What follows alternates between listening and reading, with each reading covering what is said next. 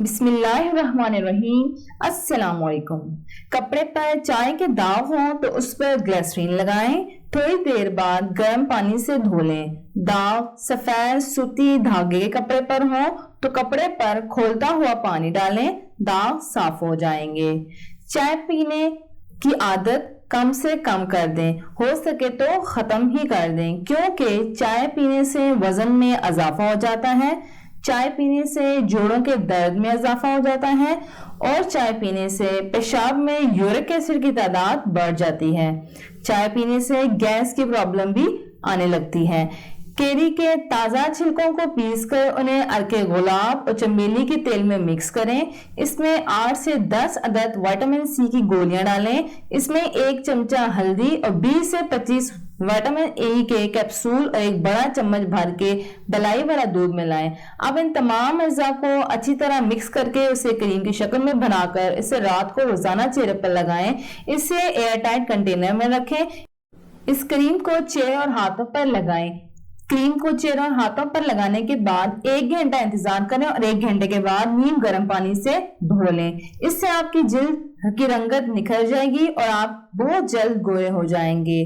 कपड़ों का मैल और मिट्टी के ज़रात मशीन के टब और डिटर्जेंट के खाने में जमा हो जाते हैं, इसीलिए माहिरीन हर 2 हफ्ते बाद मशीन की सफाई का मशवरा देते हैं।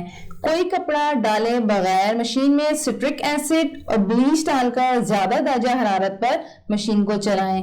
दूसरा तरीका यह है कि किचन में इस्तेमाल होने वाला कॉटन का तौलिया 100 मिलीलीटर ब्लीच डालकर मशीन में डालकर धो लें। इससे भी मशीन साफ हो जाएगी। मशीन को धोने के बाद इसको खुश्क करना कभी भी ना भूलें, क्योंकि सेलन की वजह से फफूंदी लग जाती है, जो कि साफ करना बहुत मुश्किल होता है।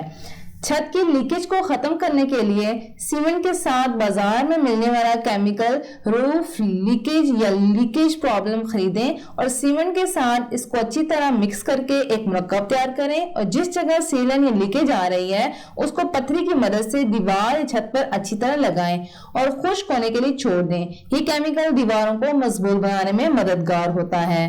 फ्रिज में जिस जगह बर्फ ज्यादा जम जाए उस जगह ये पानी डालें और फ्रिज को बंद कर दें। कुछ वक्त में आपके फ्रिज में खुशबू भी महक जाएगी और जमी हुई बर्फ भी निकल जाएगी। इस पानी से घर की दीवारों को साफ कर सकते हैं। इसमें सोडा डालें, दीवारों को रगड़ लें, सारे निशानात खत्म हो जाएंगे। यानी कि सोडा और पानी मिक्स करके आप फ्रिज और दीवारों को साफ कर सकते हैं। एक केले के छोटे छोटे टुकड़े काट कर उसको प्याले में रख लें। अब इसमें आधा ग्लास नीम गर्म पानी डाल दीजिए।